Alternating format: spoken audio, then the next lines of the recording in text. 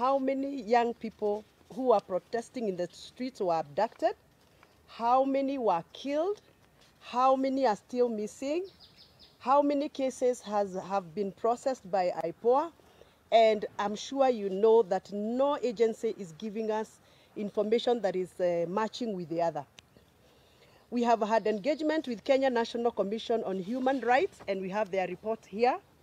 And the report that this agency is giving us is that they have registered 61 people, young people who protested and died.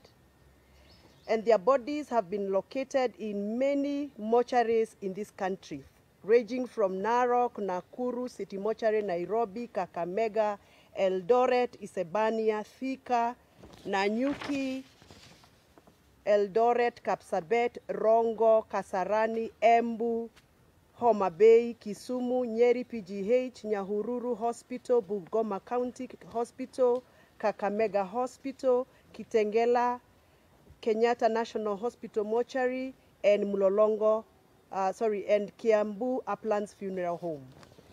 Now, according to Kenya National Commission on Human Rights, these people died out of excesses of the Kenyan Police Service.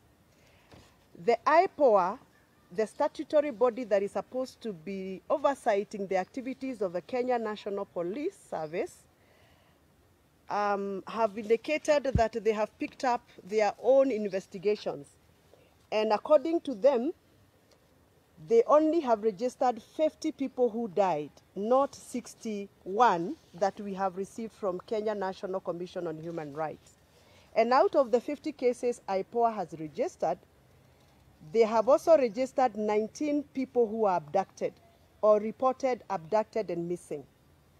But out of all those cases, IPOA has only been able to process 4 files and submitted those files to the DPP. Out of the 4 files, 3 were returned to them because they were not done properly and there was no evidence. They have only been able to successfully submit 1 file. Now, this is my concern and our concern as parents, and I'm sure this is a concern even for many parents who are following us.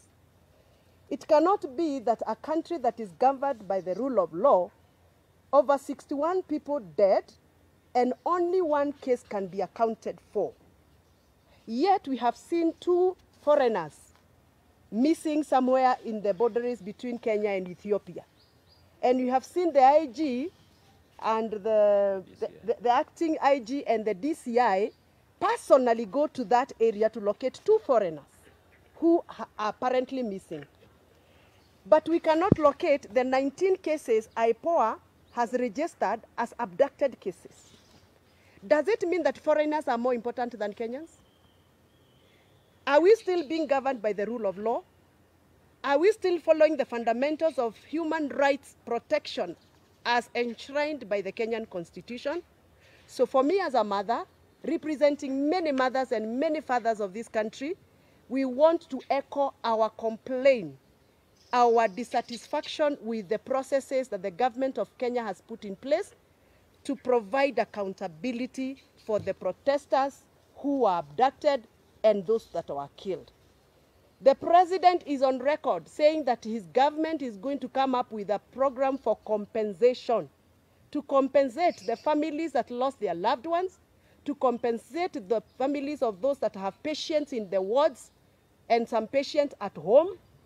And we have not seen any effort by the government to even come out and tell us, now that this has happened and 2 months are gone, this is what we are going to do as a government. So we want to call upon the new Minister of Health, who has just been sworn in.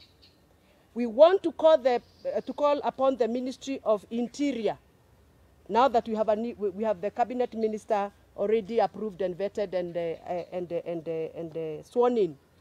You must come out and tell Kenyans how you are going to start off the process of compensation, taking care of those that are still in hospitals, and making sure that their rights are not violated and their dignity has been upheld. On matters to do with education, funding for universities and colleges, as a member of parliament, I have received a lot of messages from the young people. They feel like the government of Kenya has abandoned the young people. There is no straight communication coming from the government on how the new funding model is going to salvage the lives of so many young people who are stranded in homes, expected to report to colleges and universities. We are requesting the government to come out very clearly and give out a clear guideline. We are only seeing some letters flying in the social media, but nobody is doing a presser like this to address this issue and explain to the young people. You cannot treat young people like they are second-class citizens of this country. This is the future of this country, and you are no longer going to assume the young people of Kenya the way we have done. So we are requesting and demanding, let us demand because I think it's our right, that the minister in charge of education must come out very, very boldly and tell us the way forward on matters to do university, funding, and colleges. And assure those students that are still at home that there is hope for them to resume school and there is hope for them to progress with their careers. Thank you very much. I want to invite my sister, the lovely Catherine Omanyo, to say something. Mimi nitaongea Kiswahili. Juu kila mtu anabonga hapa kimombo. Nataka kuelezea wananchi wa Kenya kwamba hatukuangukia mkono mzuri kupata president kama Ruto. Hapa awali amekuwa busy anarandaranda Tokyo, Japan, sijui Japan ndio wapi, Tokyo ni wapi. Kila saa ako kwa hewa. I think hiyo ndio adventure anapenda, hobby. Ilikuwa inaitwa hobby tukisoma at what are your hobbies. Because saa hii namuona tu juu ya maprado kila saa akirandaranda. Vitu serious zikitendeka simuoni akienda huko. You can see where his heart is. Kujionesha ma-PR mingi. Briefcase projects ndio anasema ame-launch. Lakini kitu yenye napeana impact kwa mwananchi wa Kenya aseme walai tuko na president na nusu, hakuna. Juzi toi hapa imeungua, hakushughulika. Hata kusema tu poleni, nothing. Hata huko Kware mili zinachomolewa kule. Kitu yenye hata singeangalia na macho na nyamaza na lilia kwa moyo nikisema what is this really in Kenya, ama ninasoma tu vitu kwa newspapers. Hakushughulika. Lakini akisikia kadili utamuona kwa jet ya 200 million yenye tungejenga ka industry hata kule kwetu huko na Mbale ya Jinari. Tuna very good weather ya kupanda cotton. Lakini trips zake tu moja pekee inaweza jenga Jinari. Na angeamua every 6 months kajinari kamewekwa mahali. The 47 counties sasa tungekuwa na vitu zinaandika our young people. But hiyo hana, kichwa ngumu, kiburi, majivuno. Ni vizuri majenzi wameshekesheke watu hapo, tunaona at least siku hizi wameanza kutuangalia kama watu na uoga fulani.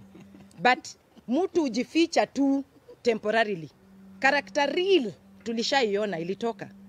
So ni jukumu letu sisi wenye tuko kivyetu, wenye walielektiwa, wenye pia walitu elect, kuhakikisha that we do not even one moment get duped, because that is how we get duped, that now things are working and then before you know it you're dumped. Just like a sly man, he can tell you are the only fish in Lake Victoria. If you are a fool, you'll believe. So this is Ruto. We are not going to listen to the narratives again. And we will not relent. I'm so happy that as you listen, even in the corridors, in parliament, how people, the real them when they talk, that president is on his own. Even people who are getting there, that they are going to help, they know very well that that ship is sinking. And even if they are patriots, they will try to help him swim out. But it is a tall order. Reality is, hata watoto wetu ya university wenye wanatakana kwenda university wenye wamesema hakuna haja, watadifaa, wataruka, and then waone vile in future kutakuwa. You know, why postpone a life? We live today. Tuachane na hiyo vitu ati new model. Tutaki kizungu mingi. Hiyo help ilikuwa inasaidia. Mtu kama mimi, I didn't have a daddy, I didn't have a godfather. But things kama help hizo zilikam through. Sahi ninaweza jidai hata mimi nilifika university nilisoma because of that. So if it worked, what has happened for them to start now saying, no, we need a new model? No. Hao watu ni masonko, wana anything, wanaweza hata leta lecturers kwa their rooms, bedrooms, kufundishia watoto wao kwa pilo. But wale hawana hiyo, tuachiwe hiyo old model ya help. Mtoto aende shule, alafu help ita come through, alafu kuna vile tu life ukuja, vitu zinaingiana. So tutaki everything new, mara CBC, mara nini, everything new, ma belts, ma jackets, za crocodile. We are not interested. Sisi tunataka kitu yenye mwanafunzi, mwananchi, akuwe Wanjiku, akuwe ule wataita wapi, at least in a day, basic needs anaweza afford. Hawataki ati kuishi paka pia wakuwe na majets. But two basic needs, if somebody today cannot afford, then why are you proud to be a president? At least, if he's not listening, mimi nimemwambia, muende mumutumie TikTok, muweke kwa space, wherever it is, that we are not going to sit back and look at him with his new narratives every day. Thank you. Invite Mheshimiwa na invite last born hapa, Mheshimiwa Mwago.